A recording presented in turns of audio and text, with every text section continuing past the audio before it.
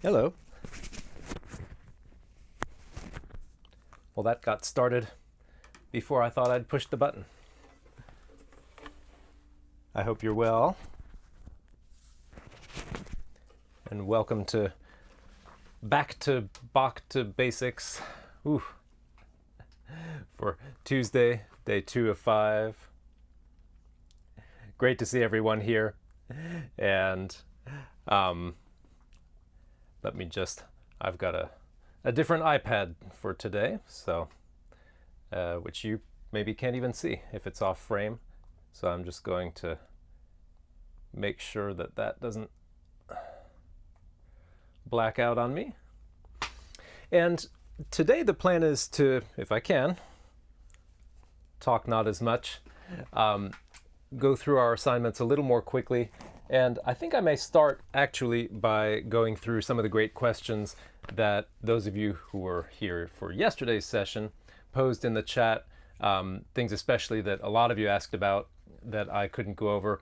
I'd love to start by going over those.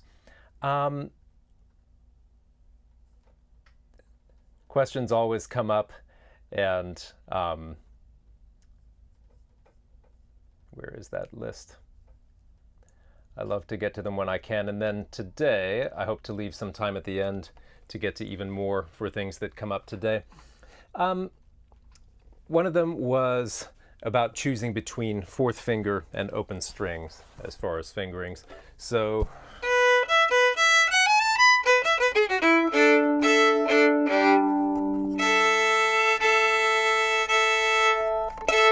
I love open strings in general. It's kind of like a free pass, right? Because while you're playing an open string, you can do anything. You can get any other finger ready. You can shift. You can start getting the bow ready. Open strings ring. They got the whole operation going up above there. And they're a great reminder, too, of our pitch center. You know, when you're playing in a key, or playing way up in position such that you're not using any open strings, even the best of us, right, can start to get unmoored if we're playing without accompaniment, right? So if we're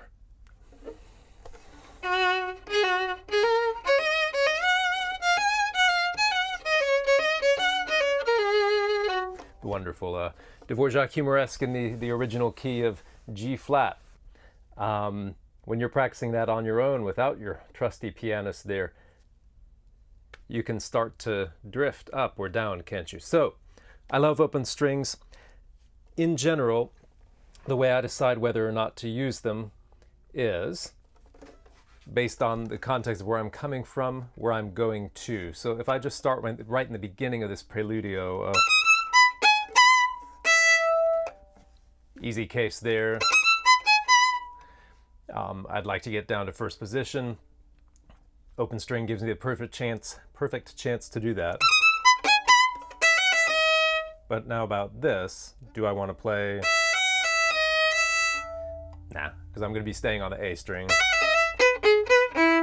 So maybe those seem like obvious cases. Let's go on.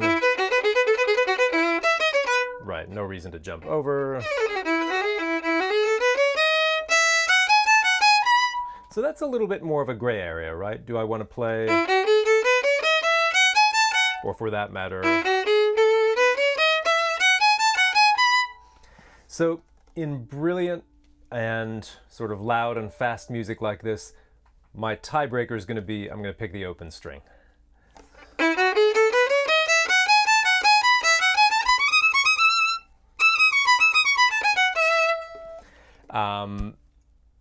And, you know, it's a case-by-case basis. Like I say, especially when it's faster and I know I'm not going to be vibrating anyway, then I'm going to pick the open string. If it's an expressive passage where all the surrounding notes have vibrato, then it's an easy case to pick the stopped string, right? Alrighty. Let me get the beginning of that I had well memorized, so no worries there. All right. Next good question from yesterday. If I'm tired or sore anywhere, by the time I get to the end of this.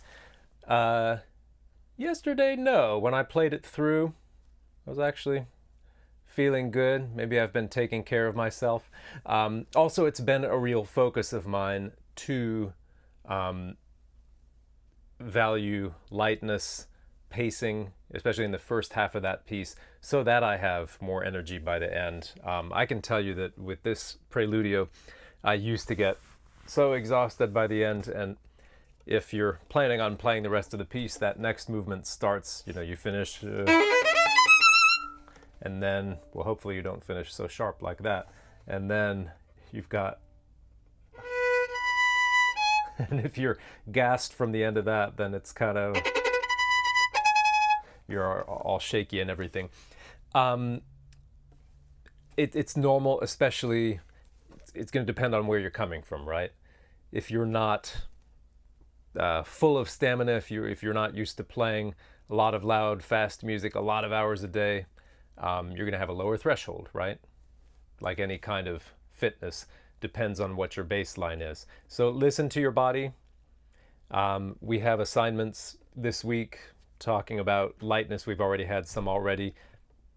Everything in my practice and playing is about using the least physical effort necessary to get the job done. Working in circles and arcs, playing smoothly, I like to say naturally. So I'm going to try to take care of you, and you help take care of yourself too. Breathing. Yeah. In this music. It's a big topic, and even in my small group, the Virtuoso Master Course, we had a class on this recently, a whole, class on breathing, really. And the first step, and this is what I advise anyone who wants to get better at this, first step is just to be aware. Where are you breathing? So just to start noticing it, if you notice that you actually are taking the kind of fast and shallow breaths that I was making fun of before, then it's worth knowing that. And from there, you can actually start to plan some things out. It sounds silly, but you can at least try. What is it like to breathe in for a bar and out for a bar? Can I even do that?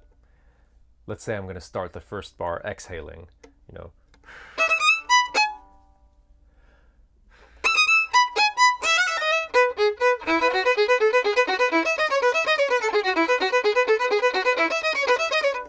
That seems like a lot of breaths to me, and they're tending to be shallow. What would it be like if I did 2 bars at a time? Can I even do that? So, again, I'm going to start by exhaling.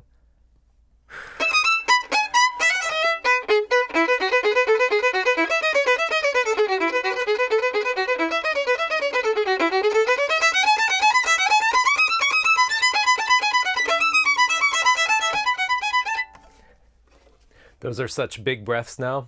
They're getting so full in, full out. I'm not sure I could sustain that. So, what if I just see what I'm actually doing? Some people might find they're holding their breath for a long time.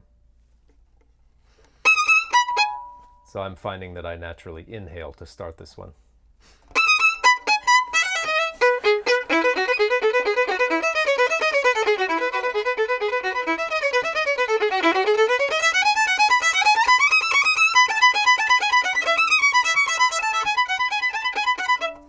So it's interesting, after playing those 2-3 lines, what I find is that my breaths in are faster than my breaths out.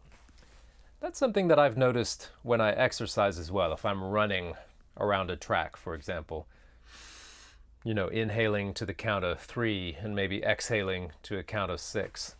So I'm not surprised to find that that's what I do. I'm going to guess that I probably keep a pretty steady breathing pace along those lines through this Preludio because it is rather athletic. So that's another great question. String crossings and arm levels. Well, we're going to be talking a lot about that this week through various assignments, so I may without a more specific question than that, I may table that one. But just remember, we've got 7 arm levels, right? The 4 individual string arm levels. We've got those 3 double stop levels.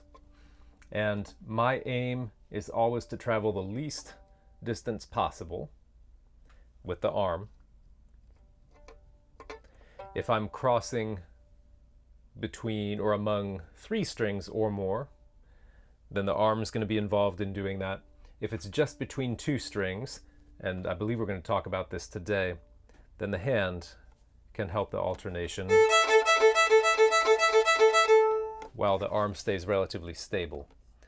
So I am going to make one more attempt to get this music on this iPad. Otherwise, I'll have to use my memory. Excellent. And as I said, it's my aim to go through our assignments a little bit more quickly if I can today, and leave some more time at the end for more questions live. So,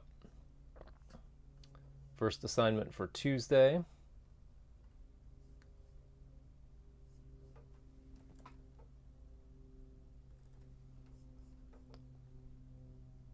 To talk about covering fifths first. This is something we have to do all the time in solo Bach. Of course, if we're playing double stops. But especially if we're not, because that happens a lot more of the time, that we have to cover a fifth, or it's advantageous to cover a fifth even when we're not playing double stops. 1 and 2 are generally people's strongest fingers for covering perfect fifths. Although we sometimes have to do them with 3 and 4 as well. Let's start by playing a perfect fifth on the 2 middle strings. Let's use our first finger, first position. So you'll see that my finger is lying down on the string more than it might usually. You know, my normal finger position might be a little bit closer to that upright, almost 90-degree angle, not quite 90 degree. But for a perfect fifth, I'm going to have it lying down more like that. Lots of flesh on the string, right? So now let's say that's not in tune. Yikes, now my first instinct's going to be to throw up my hands or my finger anyway. Instead of doing that, let me sit on it for a second and just diagnose which string is it that needs to come up to make a perfect fifth. I'm going to play them individually, then I'm still not moving my finger.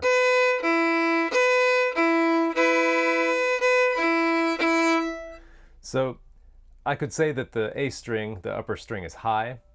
Instead, I'm going to phrase it, the bottom string is low. Because whichever string needs to come up, I'm going to lift my finger and move more of the finger onto the string that needs to come up. So in this case, that lower string is too low. Lift up the finger and move it to the left to put more finger on the lower string. And that solved it. All right. So when you need to adjust the pitch, that's the procedure you follow.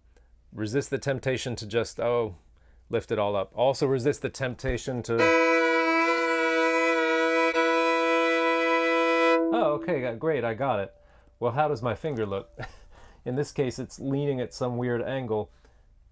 That's not going to help me play it in tune the next time, because I certainly don't want to plan on placing my finger the way it just ended up. So when I correct a pitch, I'm trying to teach my finger how it needs to go the next time. All right, so I'm going to play bar 29 with that perfect fifth in place. And when I do that, I won't need to move the 1 at all. I like to mark when I'm going to do something like that, and the way I mark it is by putting a diamond note head on the extra note that I have to cover. So that means that on the downbeat at 29, I'd put a diamond note head on that upper string 1. So that's a B for the violin, that E on the D string for viola. So I'm fingering, but I'm playing, of course. All right. Now bar 31. Now I can do that with the 2. So every time I put down the 2, I'm going to put it down on both the top 2 strings.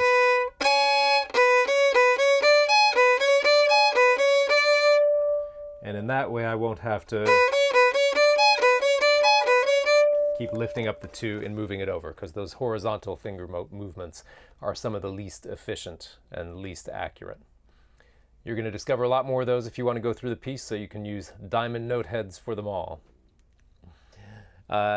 Next, 4 going high or 1 going low. It's a kind of a different version of the 4 or open string discussion we were having earlier.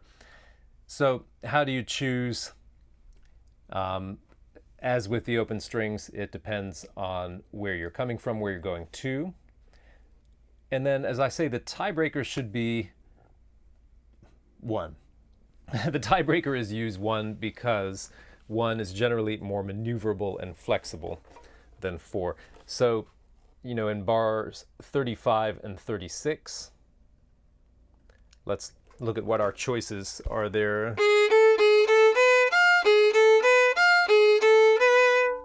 Here it's a no-brainer, and I give you 2 very good reasons why to use a 4 rather than a 1 here. It's not even going to come down to a tiebreaker. To use 2 1s in a row would just seem kind of silly, right? They're on different strings, so for a left-hand reason it wouldn't make sense. Also for a right-hand reason, I'm going over for just 1 note, and then I've got to cross back 2 strings. Even if I wanted to modify it by saying, well, let me do 2 1.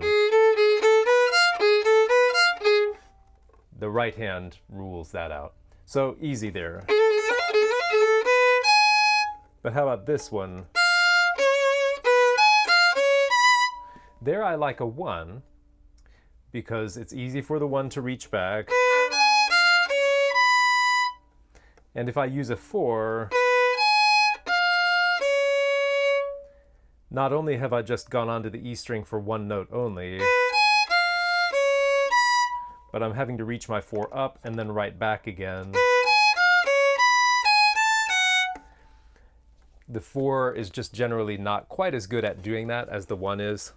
So for both of those reasons, there I'm going to use a 1. Examples abound here, and this is also one of these things where I can, tell you 13 different reasons why you should do this finger, and you're going to try it, and in the end you say, you know what, the other finger just feels better, and it's better in tune, it's easier. In that, just please do that then. Do whatever is in tune, easy. I like all that.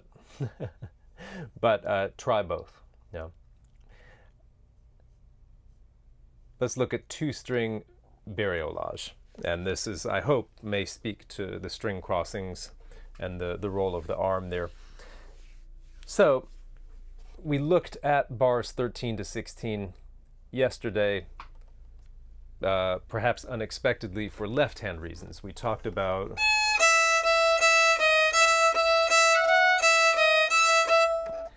moving the left hand in advance. Let's talk now about the bow and what it's doing. So I hinted at it.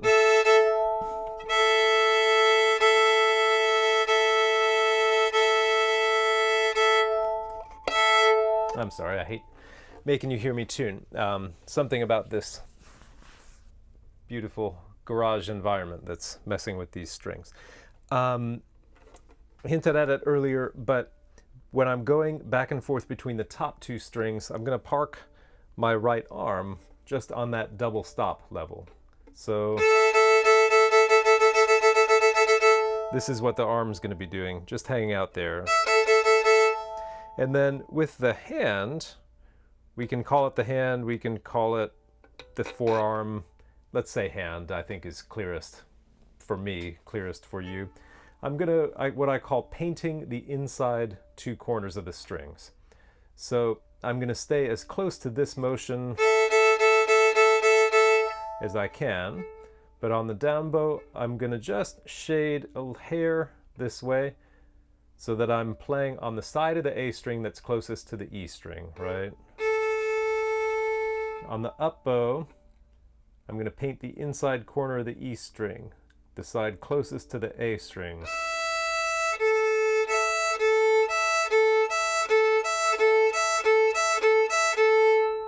Now, depending on where I am in the bow, that motion may be infinitesimal, or it may have to be a lot larger. But even out here at the tip, and I would never play that out here, but even out there, that motion is still not very big. Because I'm just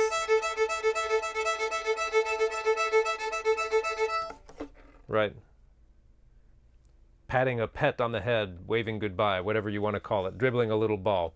That's all I'm doing while the arm stays where it is.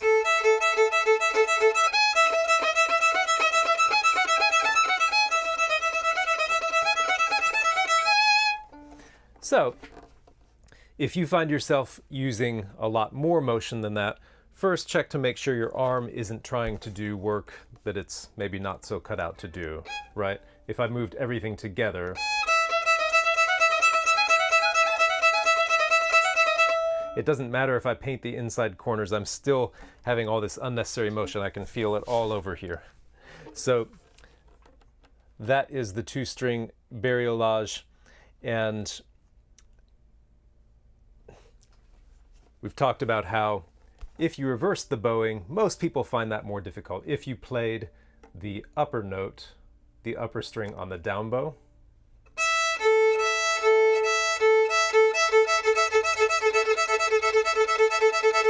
you can practice it and get it good. Most people don't find that as natural. The circle seems more natural when the upper string is on the up bow. So I'm curious to have you give that a try. Next, I call it dynamics more or less. And the concept is very simple, but it is something that a lot of folks get away from as they get more advanced. You know, when we start out as kids or whatever age we started out, you know, we just want to make a good sound, right? Or we have people yelling at us to make a good sound. So there's one basic, you know, dynamic.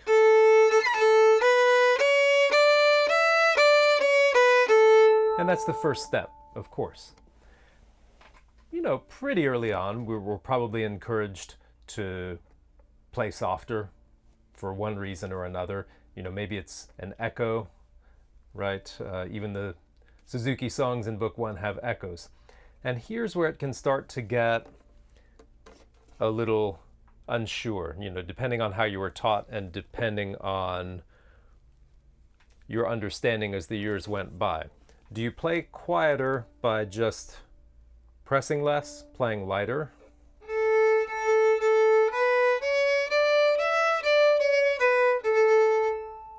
Do you play softer by using slower bow?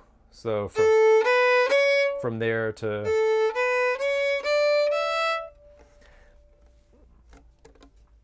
These could all be valid. Or do you play softer by going out toward the fingerboard?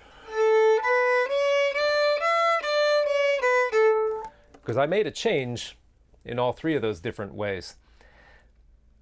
What we're really talking about are the three variables, aren't we? And that was something that you might have explored, inspired by the welcome packet to Bach to Basics. And if you did, you'll remember that the three variables are bow speed, bow pressure, and then that contact point where you are between the bridge and the fingerboard. And you'll also remember that you can't change just one of the variables without also changing some others. Otherwise, the quality of your sound will suffer. There are an unlimited number of good combinations of those three variables. Each good combination produces what we would call a pure sound. They might be very different sounds, but they produce what we would call a pure sound. at various dynamics and various qualities. So, you know, all these combinations.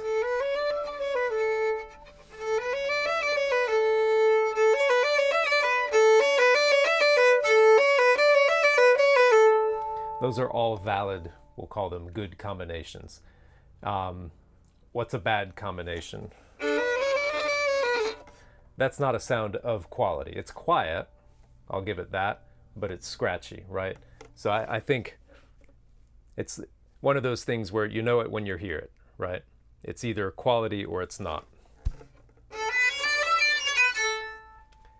That's a ponticello type sound. We wouldn't call that a standard sound of quality. So without getting into too many specifics yet about how the variables interact, just know that once you have a good combination, you can't just change one thing without changing the others, because if you do, like I take this, and now I just take that same exact thing and move it closer to the bridge, I get ponticello. If I take that same thing and move it closer to the fingerboard, I crush the sound.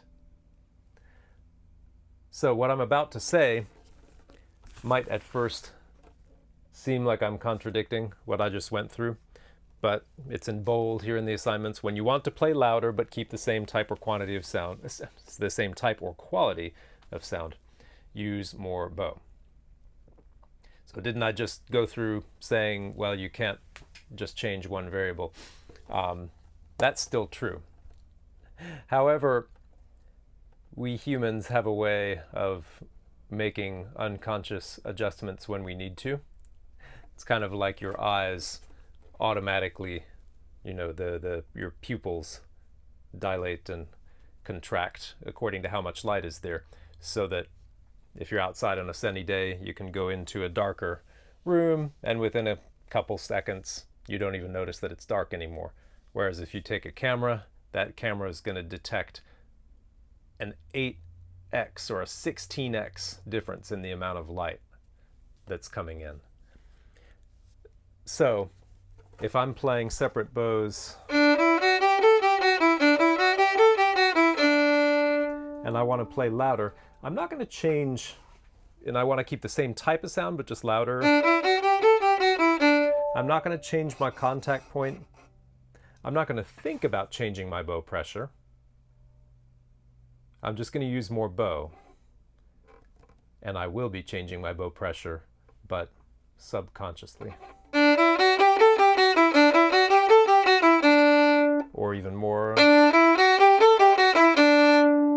Okay, that was all the same contact point. I call it a 3, right in between the bridge and the fingerboard. If I wanted to even play softer, I'm going to use even less bow. What's important about that demonstration is that the kind of sound remained the same. It was a sound with concentration. We might call it a sound with core, even when it was quiet, even when it was louder. And I did that by keeping the same contact point and just changing my amount of bow. And yes, when I use more bow, which means a faster bow, I have to increase the pressure some.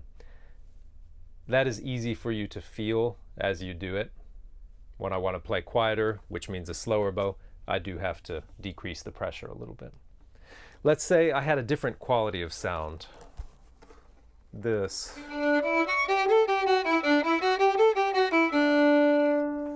We'd call that a flautando, more whispered. What if I want a louder whisper?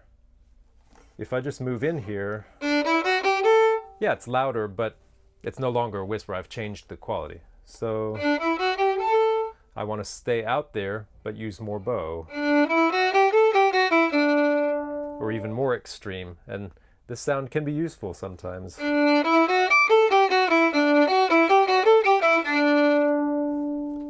And yes, I have, when I used the more bow, faster bow, I had to increase the pressure slightly. If you try that all the way out there, playing that loud, that's going to be more pressure than you've ever used out there, I bet. But it's probably the most important concept for today, because that's what's going to allow you to shape this piece. And a great thing is that it works for on the string strokes, but also off the string strokes. And this solves a lot of problems that people have playing off the string, which we're not doing in this movement. But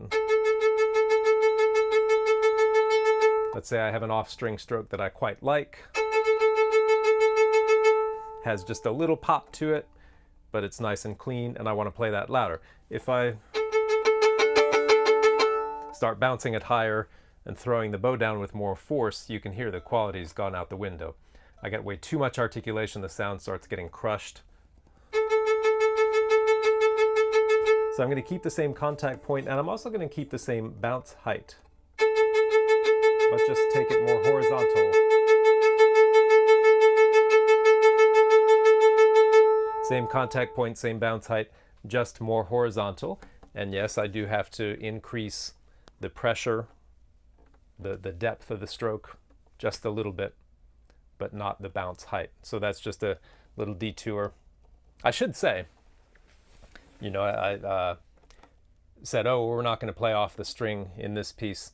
We have a recording, audio, and you can listen to it on YouTube, of Pablo de Sarasate playing this movement. This used to be, you know, in those days, quite a showpiece. I think it still should be today.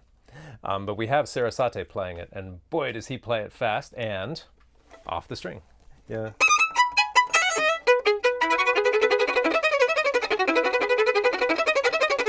And he was 60-something, maybe 65 years old when he made that recording.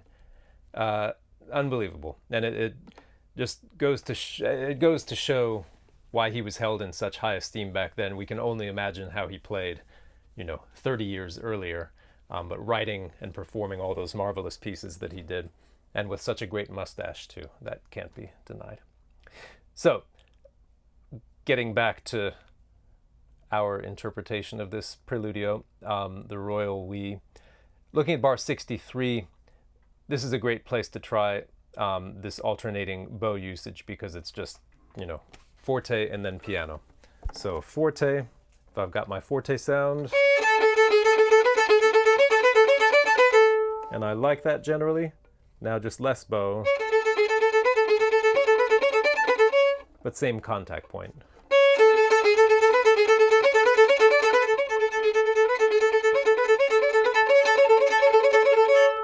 All right, that famous passage we'll get to in just a little bit later.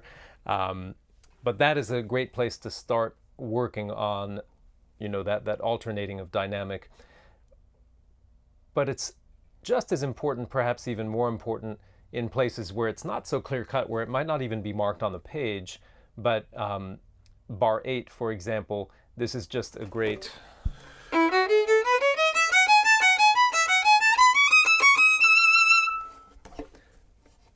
Now let me play exactly bar 8, which... So your task is to start with a little bow and use, I have to get this right, each note has more bow than the last. Sometimes people get that wrong, don't they? And each note should have more bow than the next, which would be the opposite. So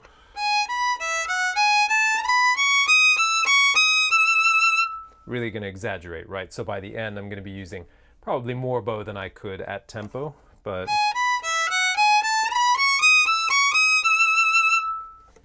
and what I really enjoy is that that's a big crescendo, and it feels like it doesn't take any effort. It takes a little planning, but not really effort. And now, if I gradually increase the tempo, sure, maybe the difference in the bow usage won't be quite so extreme.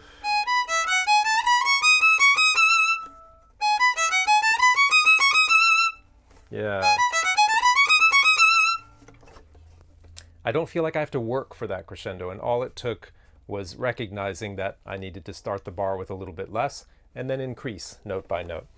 So that leads right into the next assignment, which is the best laid dynamic plans, because now that we have the means to make these dynamic changes, we should do it.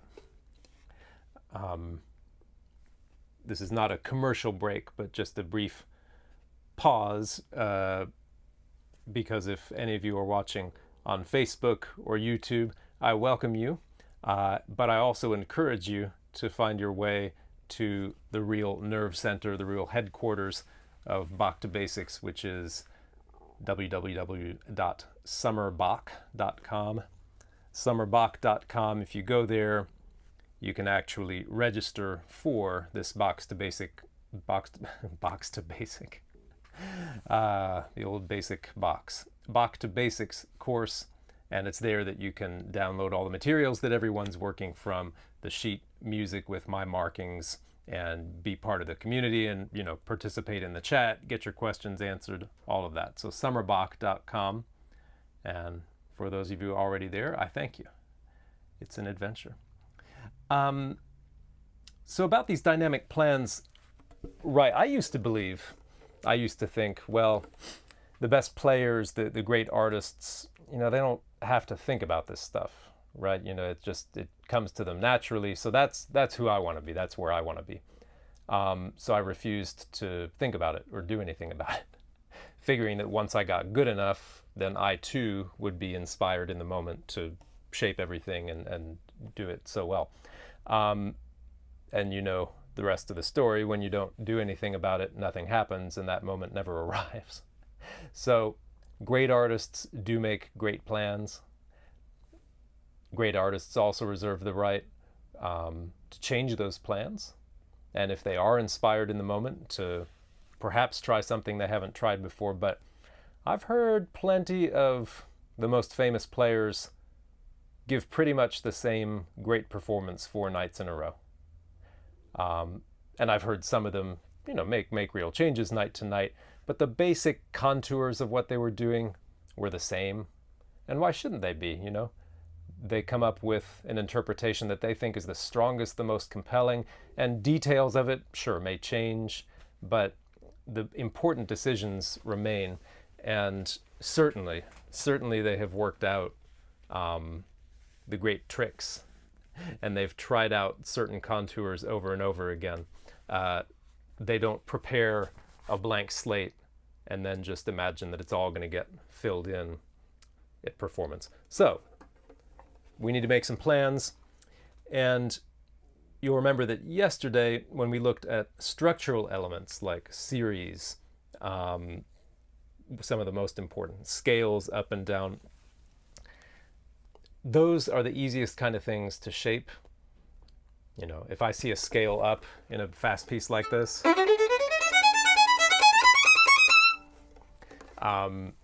then for sure I'm going to crescendo. There'll be maybe an exception here or there, but generally I can do that. Scales down, going to be the opposite. Series, if it's a series up, probably I'm going to crescendo, and so forth. These things may seem, oh, well, it's so obvious it's a cliche. Well, you know, what else is a cliche is an echo effect, but Bach went ahead and actually wrote that in here. So sometimes things are obvious because they're really effective and they work great. So do them. And then if you want to be a renegade and decide to dim on the scale instead, go ahead and try it and see how you like it, see how it affects the whole performance. But I want you to mark the decisions you make. Doesn't have to be fancy. I mean, feel free to just put in crescendos and dims. And I would be thrilled if just about every bar of your preludio had some sort of crescendo or dim somewhere in it, because that would have meant that you really took the time to thoughtfully shape these things.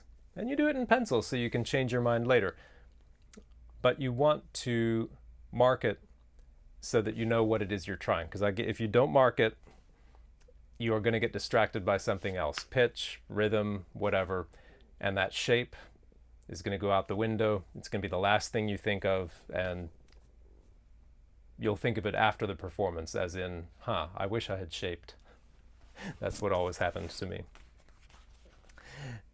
Now, our last assignment for the day, it's a bit of a big one, and I might call it optional. Certainly, as I mentioned in here, I'm not a licensed music theory teacher. But just as with dynamic plans, it only works for so long to bury your head in the sand about, call it theory, harmony, structure, whatever you like. You can say that you don't have time, energy, bandwidth to get concerned with that. You can say, well, I'm going to take care of the notes and rhythms and sound first. Give me a break. There's a million things to do on the violin. And then I can worry about what chord I'm playing. You can say that, but you're robbing yourself of so much of the pleasure of playing this great music. Now, if it's crummy music, then who cares? If it's boring chord progressions, nobody cares that you know what they are.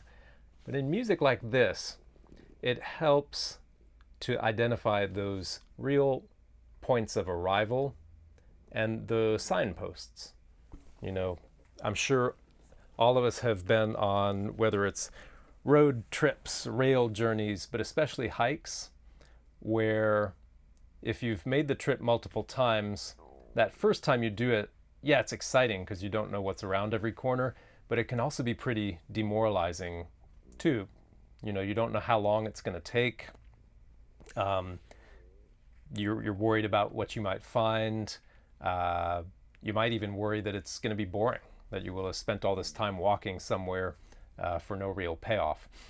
But once you've done the journey and you know some things to look for, then that anticipation builds inside you. I know there are some hikes I've done many times in my life, spaced out over years, and every time I do them again, I have my whole itinerary all set.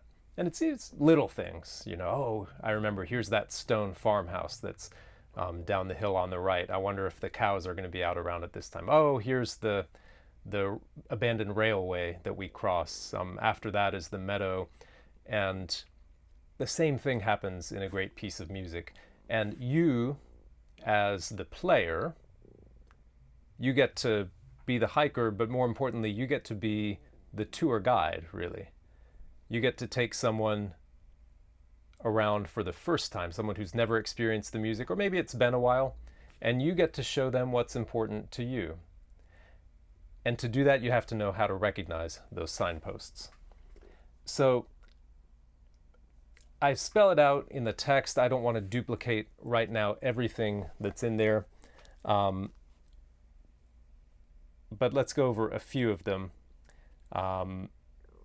Especially the beginning and the ending sections and some of the big checkpoints. By the way, this is an enormous aid to memorization. If you've ever stressed about memory, if you've ever wanted to get better at memorizing or to learn to memorize more quickly, this is one of the key ways to do it, is to be able to think harmonically, structurally. Because then if you have a memory slip, you know where you're going. So we start in E major for the violin, A major for the viola. Sorry, violists, but so I'm not having to duplicate every single thing. I'm going to use the violin keys here. Starting in E. And yikes, either that E string is low or I started sharp. I'm going to take one more precaution here and just plug in to AC power, because I don't want our whole enterprise here to go down just because of my battery. Well.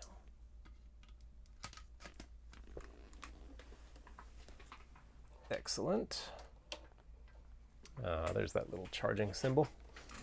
So that E major fanfare, and of course, that's the tonic chord or the 1 chord. It's not as though there are no chord changes, but there are no major departures, let's say, until bar 29. So that whole opening section where, he's doing all the tricks, we've got the famous details of which we'll go into tomorrow, I believe it is, with the bow stroke, but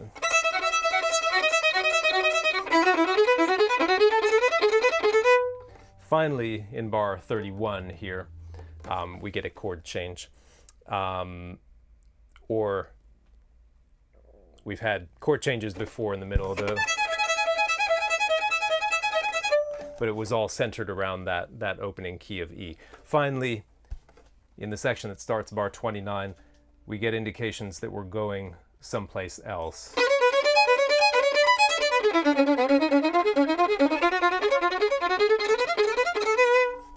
And then the chord changes come faster.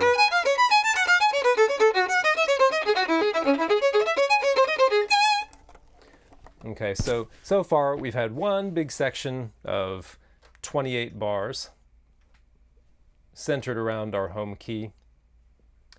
And then bar 29, as I said, we don't have to go through every chord progression, but just to know that it's all aiming for bar 51, which is an important checkpoint because it's our relative minor, right? So we've had E major, the relative minor, C sharp minor. And so 51 is a little bit of a signpost, and that means I think that it deserves some attention. Maybe we take a little time, or maybe that forte, we dig in a little more. So what might that look like? If I play at bar 47,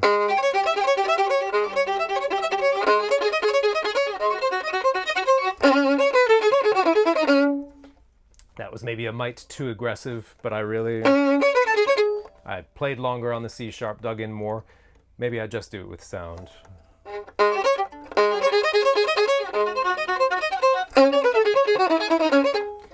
You know, despite the fact that I said I was just going to do it with sound, I did something else. I delayed it just a smidge, didn't I?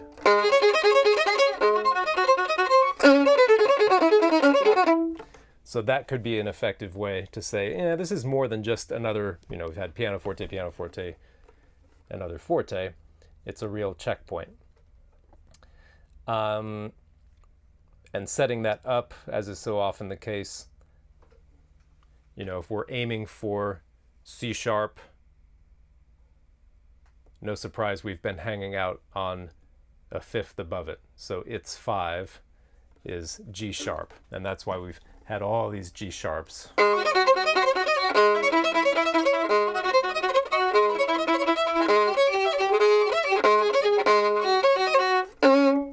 Apologies for slopping through those, but bum bum bum bum pum. And so even though it's just piano forte through those G sharps, the tension is still building, right? I think he just didn't feel like using 2 pianos and then 1 piano and then mezzo. This C sharp business stays for a good 20 bars.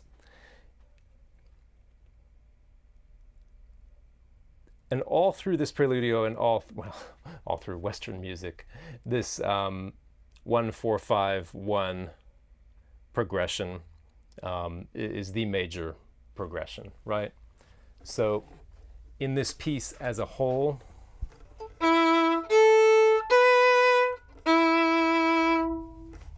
we should expect 1, 4, 5, 1. Okay, so I mentioned how this lasts a good 20 bars from 59 until, 79 exactly. And where do we find ourselves? A. So that's the 4 in our 1-4-5-1. Okay, so we should expect that between now and the end, there should be a big 5 somewhere, which would be, for the violin, B. Before we get that, C sharp comes back, that pesky C sharp at 90. And this time, instead of the C sharp being the thing that we're aiming for as a checkpoint, C sharp now is a 5 to something else. Bum, bum, F sharp. So that action happens at bar 90. We hear this chord. We hear this for a few bars. and we're aiming for, remember we're aiming for F sharp.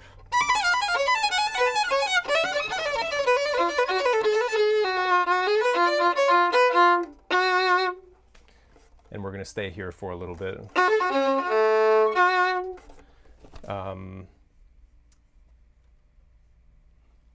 We're looking for that B, right? We know it's coming. It's got to come somewhere. And it finally gets there in 120, at least as an idea. And then the real arrival for the B is 123. So 120, you'll hear the B start poking its nose in there. It can't be ignored. And then finally in 123, the arrival. So to set that up,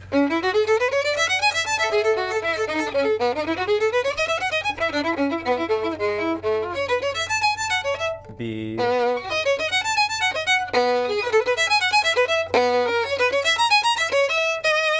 finally this arrival. Big arrival on B, that's our 5 of the whole piece. And from here to the end, it's just, the tension's unbelievable because we know it's got to bring us home, but how's it going to do it?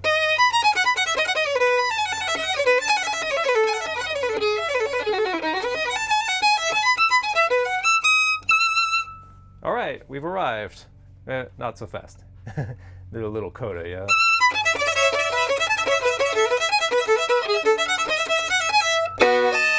Ooh, surprise. This whole piece has been 16th notes. Finally, we get not only a long note, but it's emphasized by the fact that it's a 4-note chord, and it's our B again.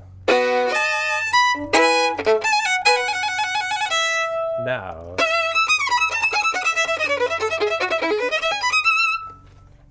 And I think it's super effective to just play this one out. Once we finally get the arrival that we've been looking for, it's only 3 bars long. Just play it right out.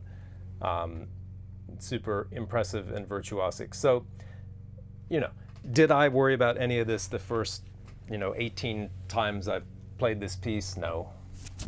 And you don't have to either. I think it's one of the pleasures of learning this music or revisiting it.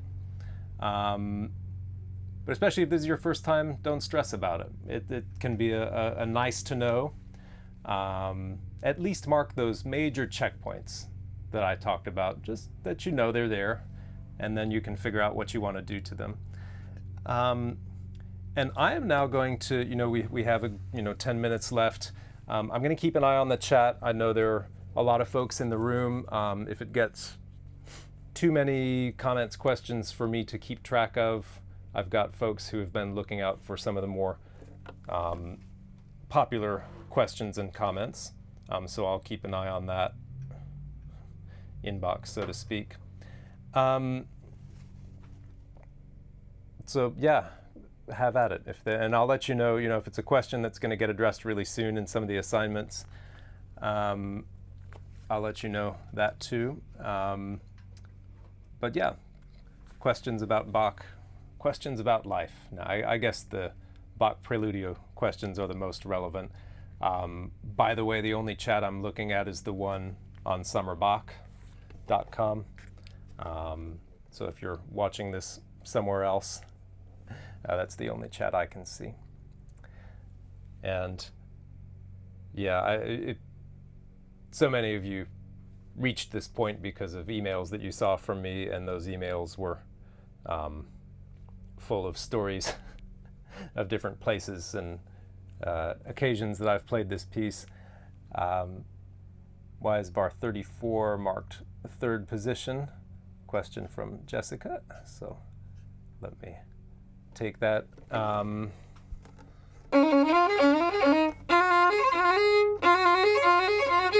That should be 1st position. The way I play it, I go down to 1st position for that.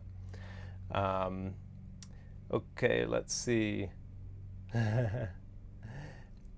Okay, how do I know this wasn't played off the string, and did that have anything to do with the Baroque bow? Oh, well, I didn't mean to imply that this has never been played off the string or that it couldn't be. However, it is very difficult to play truly off the string on the Baroque bow, the kinds of bows they used back then. So we remember, right, that in box time bows were curved the other way. Especially Twort was the one who experimented there was a transitional period and then kind of finalized this design that virtually all of us use today. That gave us the ability to put tension into the stick even in the upper half, and yes, to bring the bow off the string. In this movement, I don't generally come off the string. Occasionally in a piano I might. It's kind of a borderline. Is that really off the string? But certainly when Sarasate grew up, a lot more things were played off the string. You know, styles change, tastes change. But yes, part of my decision has to do with how it was, the equipment that was used at the time. But I'm not one of those who says we have to play everything exactly as we think it might have been back then. Matt mentions to teacher pushing to be deeper in the string on this piece. How much weight do you want to put into the string? You know, until I'm able to spring a great invention on you and the rest of the world, we don't know how much pressure goes into the string. But my favorite way to find it, remember, is to do those longer bows. Kind of get the most sound that you can without sounding pressed. Nice ringing, and then start subtracting the bow, but keep that same, whatever that pressure is, you keep it.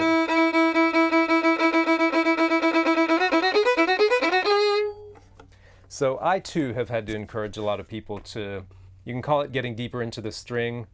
Some of it also is whatever depth you do have, keeping it through the length of whatever bow you're using. So I can be deep into the string, but let it taper on every stroke. And I hear some people do that sometimes.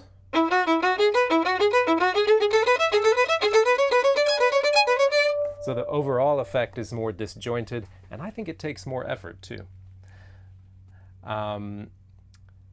David mentions always start rushing. Yeah, for me that comes from the fact that this is an exciting and flashy piece, and you know, if I get excited, I want to start going faster. So that's part of, it's a paradox, right? We don't want to feel like we're completely disconnected from the emotional and character content of the music we're playing, but neither do we want to get so caught up in it that it affects the way we execute it, because if it does that, then our listeners won't understand the music the way we do. We're hearing it in our head one way, but we're playing it another. So that kind of discipline and that push and pull comes with experience. First step is to figure out, you say you always start rushing. Is it always, or is it in specific places or specific kinds of places?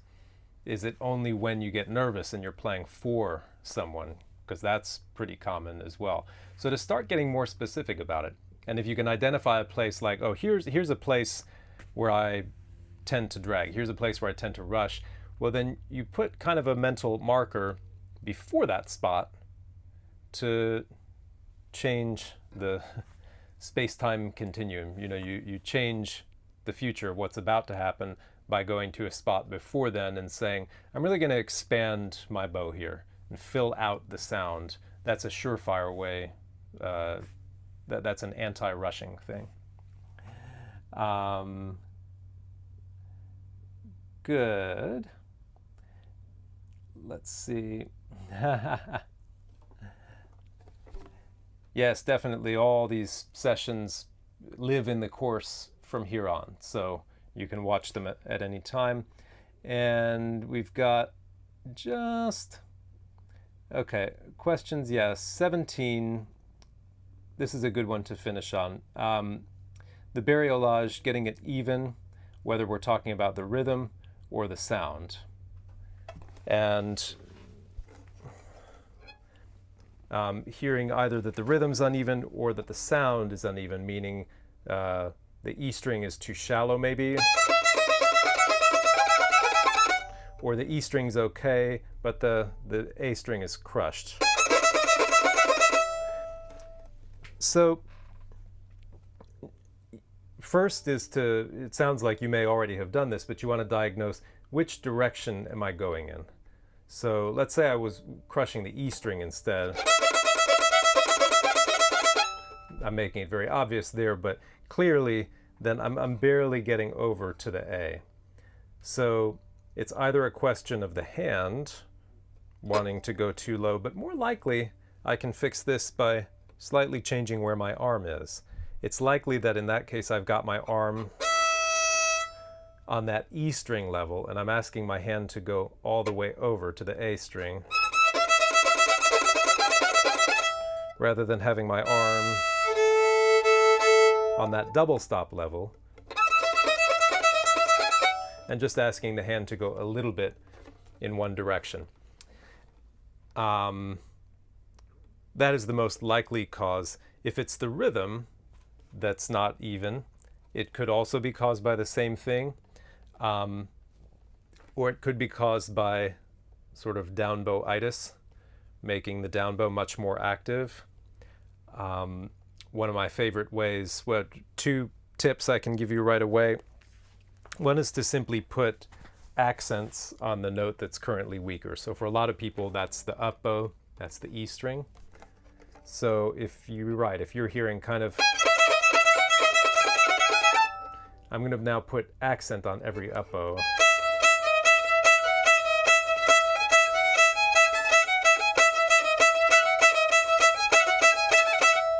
It's hard to do, and I can't do it at full tempo. I don't think I can anyway. Just try. I think I start reversing it at tempo. But to do that a little bit under tempo, see if that sometimes evens things out right away. If not, start going to rhythm games, right?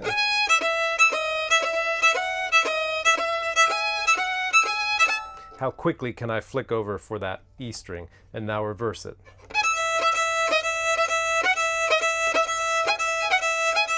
How quickly can I flick over for the A string?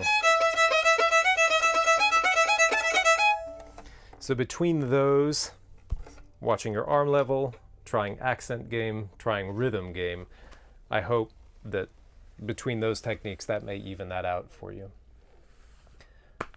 All right, I know we've got our work cut out for us, but a lot of fun assignments. These assignments, by the way, of course, are my suggestions only. You can feel free to do more.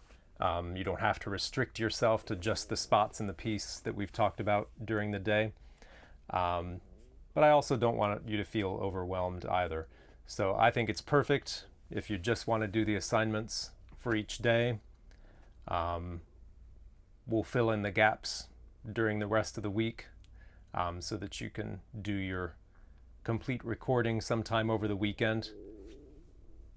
Also, that recording, just a suggestion.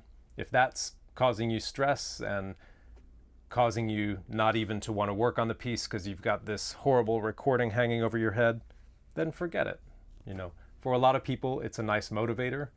It's a nice thing to look back on afterward to show what you've accomplished. But if it's going to ruin Bach to Basics for you, then scrap it and just have fun doing the assignments, learning some new skills, refining, enjoying the community. So one last reminder, if you're seeing this somewhere other than summerbach.com, go right over there, get yourself signed up. It's free, of course, and join the fun. We've got some great discussions going on there in the forum, in the community. Thank you so much for being here with me. I can't wait till tomorrow, same time, same place. Well, it'll be the Wednesday topic in the Summer Bach course, but other than that, same time, same place. Really looking forward to it. Thanks so much.